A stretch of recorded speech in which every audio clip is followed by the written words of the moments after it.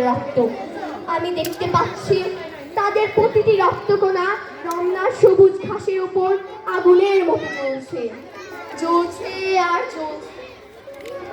এক একটি হীরের টুকরোর মতো বিশ্ববিদ্যালয়ের সেরা ছেলে 40টি রক্ত বেঁচে থাকলে, যারা হয়তো পাকিস্তানের সবচেয়ে মূল্যবান সম্পদ, যাদের মধ্যে লিঙ্কন, রলা আর আইনস্টাইন আশ্রয় পেয়েছিল, যাদের মধ্যে আশ্রয় পেয়েছিল শতাব্দীর সভ্যতা সবচেয়ে প্রগতিশীল কয়েকটি মতবাদ, সেই 40টি রক্ত যেখানে প্রাণ দিয়েছে, আমরা সেখানে কাঁদতে আসিনি।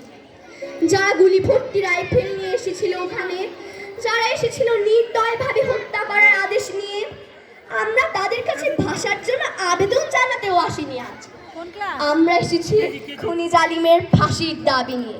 ধন্যবাদ।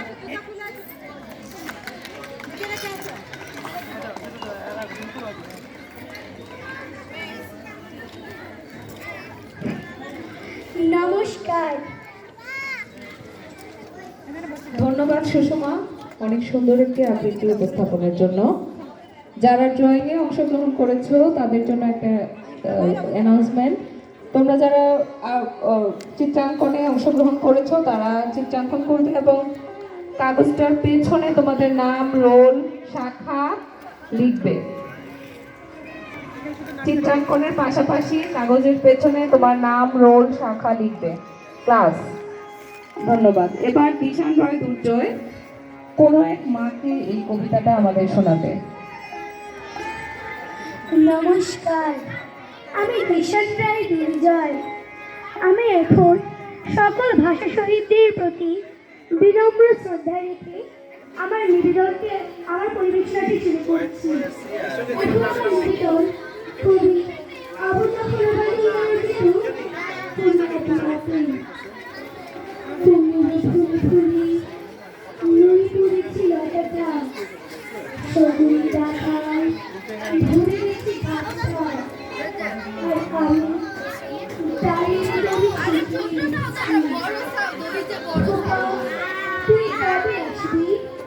কবে চিঠি চিঠিটা তার পকেটে ছিল চিরা আর রক্তে ভেজা। মাগো, ওরা বলে সবার কথা কেড়ে নেবে, তোমার কোলে শুয়ে গল্প শুনতে দেবে না। বলো মা, তাই কি হয়? তাই তো আমার দেরি হচ্ছে। তোমার জন্য কথার ঝুড়ি নিয়ে তবেই না বাড়ি ফিরবো। লক্ষ্মী মা, রাগ করো না, মাত্র তো আর কটা দিন। পাগল ছেলে মা পড়ে আর হাসি, তোর উপরে রাগ করতে পারি? নারিকেলের চিড়ে